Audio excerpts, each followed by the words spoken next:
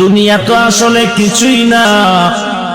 আল্লাহর নবী বলেন, এই দুনিয়া নামক ভূখণ্ডে যদি আল্লাহর দরবারে একটু মশা মাছি মাথা বরাবর পাখার সমান দাম হইতো, বেঈমানকে এক ঢোক পানিও পান করার সুযোগ আল্লাহ দিতেন না।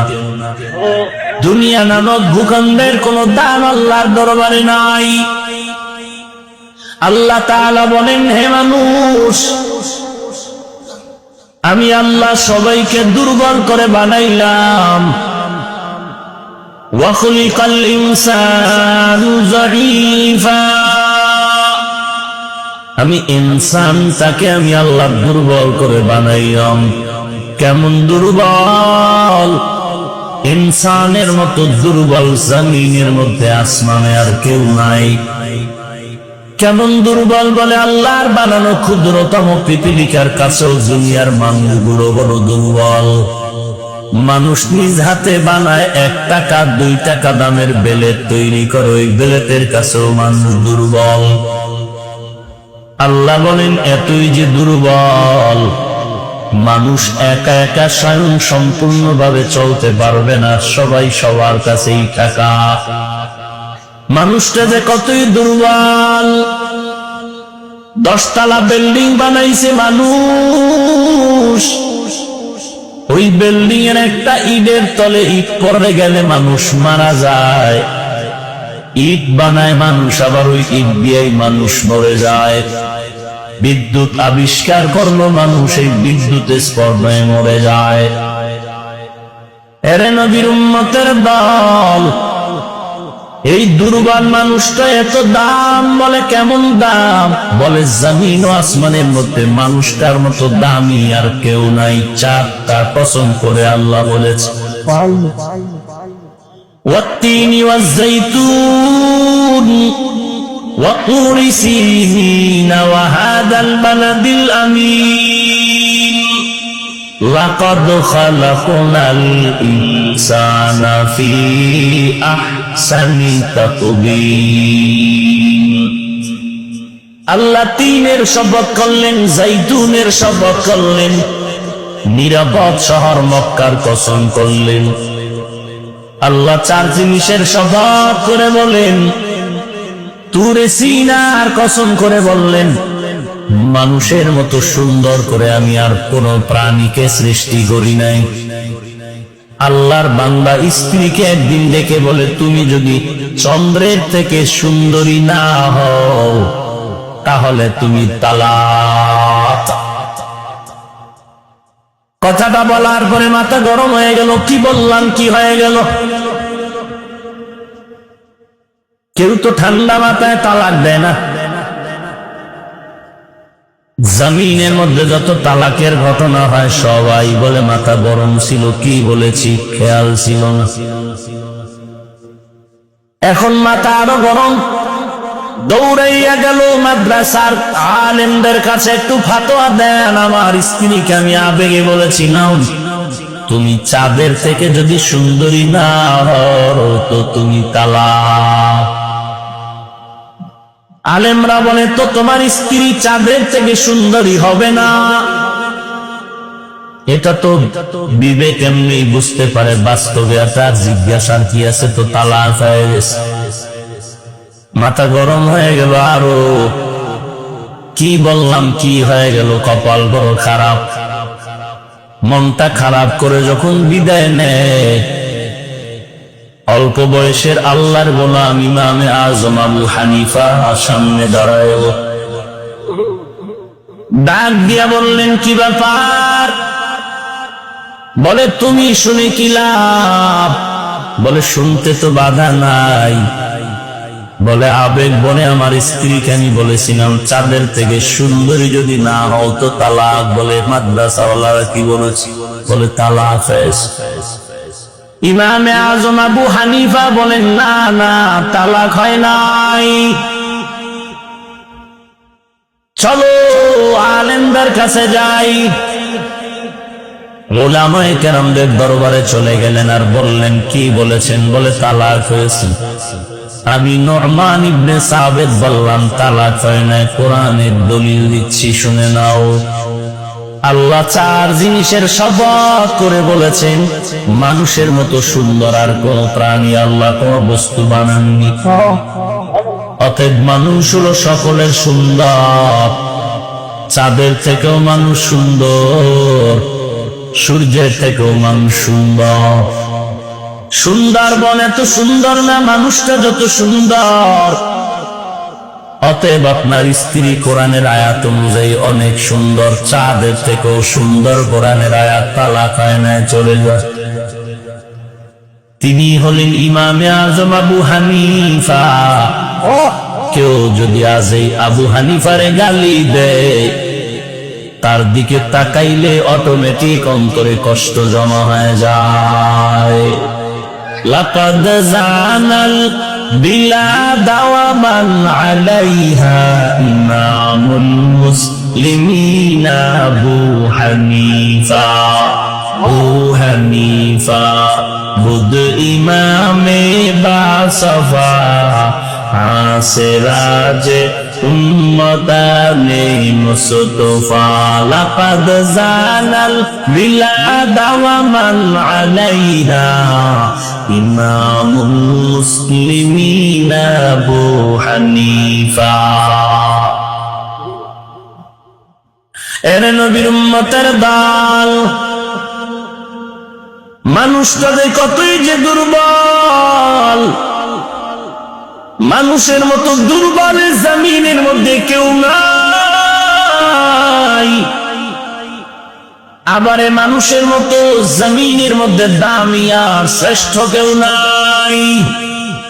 বলে এত দুর্বল হয়ে দামি হলো কিভাবে? বলে দুর্বল হওয়াটাই সম্মান আর দাম হওয়ার কারণ। ঘরের মধ্যে একটা ছোট্ট বাচ্চা, সবাই নজর করে, ভাই ভাইকে বলে এই বাচ্চার দিকে নজর রাখ, বাবুর দিকে নজর কর। স্বামী বাহিরে যায়, স্ত্রীকে বলে বাচ্চার দিকে নজর রাখিস। স্ত্রী যদি স্বামীকে রেখে বাড়িতে যায়, বলে এই বাচ্চার দিকে নজর রাখি। সবার এক আওয়াজে বাচ্চার দিকে নজর রাখো, বাচ্চার দিকে নজর রাখো। কারণটা কি? বাচ্চা বড় সন্ত্রাসী। সন্ত্রাসী তো কিচ্ছুই বুঝে নাই বাচ্চা। ওর কাছে আগুন দিলেও খাওয়ার চেষ্টা করবে, মুখে দেওয়ার চেষ্টা করবে, কারণ বাচ্চা বুঝে না আগুনে কি হবে। তাহলে সবাই সতর্ক দৃষ্টি রাখার কারণ হলো বাচ্চা বড় দুর্বল। দুর্বলতাটাই মায়ার কারণ, দুর্বলতাটাই মায়ার কারণ। আল্লাহ বলেন, হে মানুষ তোমরা বড় দুর্বল, তোমরা এতই যে দুর্বল, তোমাদের থেকে আসমান বড় শক্তিশালী, তোমাদের থেকে জমিন বড় মজবুত। তোমরা জমিনের কাছে দুর্বল, তোমরা একটা গাভীর কাছে দুর্বল, তোমরা একটা বাঘের কাছেও বড় দুর্বল। আমি আল্লাহ এই দুর্বলতাটাকে মায়ার কারণ বানায় সব মাখলুকাতে বলেছি, খবরদার আমার দুর্বল বান্দার সাথে যেন বেয়াদবি না হয়। না হয় একটা গাভী, দুধের গাভী যদি মেজাজটা গরম করে বলে কোন বনিয়াদমরে দুধ দিব না, এমন কোন বান্দা নাই বা গাভীর থেকে দুধ দহন করে পান করবে। বা যদি বলে একটা মানুষকে আমি ছাড় দিব না, তাহলে মানুষ সমাজে চলতে পারবে না, বেড়া জাল তৈরি হয়ে যাবে। বরং আল্লাহ বলে, বা আমার মুমিনের সাথে বেয়াদবি করবি না। বাপ বলে, আল্লাহ তুমি জানো আমার মেজাজ বড় গরম, তবে তোমার কাছে আবদার হলো মুমিনের সামনে যদি কখনো উপস্থিত হয়ে যায়, কুদরতি ভাবে তুমি আমার মেজাজটারে ঠান্ডা বানায় দিও। আল্লাহ তাআলা বলেন, ওয়া খুলিকাল ইনসানু যায়ীফা, মানুষ বড় দুর্বল। এই মাস্তান, কুত্তার লাগে ভাবলি, যদি কুত্তা হরতাল দেয় কির মাস্তানি করো। কুত্তা যদি ঘেউ ঘেউ করে একটা দৌড় দেয়, লঙ্গি দিয়ে তো তুই তার আগে দৌড়াও। কিসের মাস্তান তুই? কিসের মাস্তান? কুত্তার লাগে ভালো না? পিপিলিকায় যদি একটু গরম মেজাজ দেখায়, কোন বনিয়াদমরে ঘুমাইতে দিব না। তোর বাপে মশারি বানায় দিবে, পিপিলিকা ফিরানি লেখা। পিপিলিকা ফিরানোর জন্য কোনো মশারি নাই, বরং পিপিলিকা দূর মশা দূর করার জন্য সেই মশারি বানাইলো এসি মশারি বানাইছেন। সেই মশাটি ফিরল, চতুর্পার্শ্ব দিয়া মশারি টানা এসি মশারি, আরামের ঘুম হবে আজ। নতুন মশারি বাক্তিটা নিবাইয়া বালিশের সাথে মাথা লাগাইয়া চোখ দুটো বন্ধ করে যখন একটু ঘুমে যায়, হঠাৎ করে শুনতেছে কানের কাছে মশার গান শুরু হয়ে গেছে। মাথা গরম হয়ে গেল, বাতি জ্বালা, মশা ঢুকলো কই থেকে? মশারির ছিদ্র, এত নতুন মশারি, এসি মশারি, মশা ঢুকলো কিভাবে? আল্লাহ কয়, ও বান্দা একটু তাকায়া দেখ, মশারির ছিদ্র কতই না ছোট, এর থেকে তোর নাকের ছিদ্র বড়, কানের ছিদ্র বড়। মশারির ছোট্ট ছিদ্র দিয়া মশা ঢুকলো, তোর কানের ছিদ্র এত বড়, সামনে গিয়া গান গায় কিন্তু ভেতরে ঢুকে না। আল্লাহ ফিরিস্তা দিয়া তোরে পাহারা দিতেছে। তুই ঘুমাইতে পারতি? তুই কতই যে দুর্বল, তুই মাটির মধ্যে শুয়ে ঘুমিয়েছ। যারা জমিনের সাথে নিচে ঘুমায়, টিনের ঘরে ঘুমায়, নিচ দিয়ে ঘরের ফাঁকা, আল্লাহ না করুন জঙ্গল থেকে যদি একটা সাপ এসে ভেতরে ঢুকে যায়, তুই ঘুমের মধ্যে অচেতন। আল্লাহ বলেন, আমি সব মাখলুকাতের সতর্ক করে দিয়েছি, আমার বান্দার ঘুমে যেন ডিস্টার্ব না হয়। আমি আল্লাহ ফেরেশতাদের বলেছি, ফেরেশতা আমার বান্দাকে পাহারা দে, সারাটা দিন ব্যবসা বাণিজ্য কষ্ট করেছে, রাত্রে আরামে ঘুমাবে, ডিস্টার্ব করবি না। এরে নবীর উম্মতের দল, আল্লাহ তোমাকে দুর্বল বানানোর কারণেই এত সম্মান আর এত মায়া। সেই আল্লাহকে মুমিন চিনি না, যদি আল্লাহ কে চিনতি ক্রিকেটারের গোলাম হইয়া চুলগুলো আঁকা বাঁকা কাটতি না। हकीकत से तो दुनिया बेखबर है, दुनिया की नुमाइश पर नजर है। नमी गोयम के आज दुनिया जुदा बाश, बहर कार के बाशी बा खुदाबाश। जिससे दुनिया आज खुदा गाफिल बुदाय, मैं तमाशो नकरा हो फर्जिंदोजा। এরে বান্দা, তুই খানার দিক থেকেও বড় দুর্বল। ঢাকার চিড়িয়াখানায় গিয়ে একটা বাঘের সারা দিনের খানার তালিকায় লেখা আছে, সারা দিন বাঘের খানা 17 কেজি গোশত। তুই মুসলমানের বাচ্চা, তোর হাঁটার মধ্যেও থাকবে একটা আদর্শ। তুই মদিনার নবীর উম্মত, তোর কথার মধ্যেও থাকবে শিক্ষা। অন্যরা যেন তোর কথার থেকে সবক নিতে পারে, চলার থেকে সবক নিতে পারে, উপদেশ গ্রহণ করতে পারে। কপাল করো খারাপ, আজ মুসলমানের চলাফেরা দিয়া উম্মতেরা কিসের উপদেশ নিবে, বরং দুঃখে কলিজা ফেটে যাচ্ছে মুসলমান।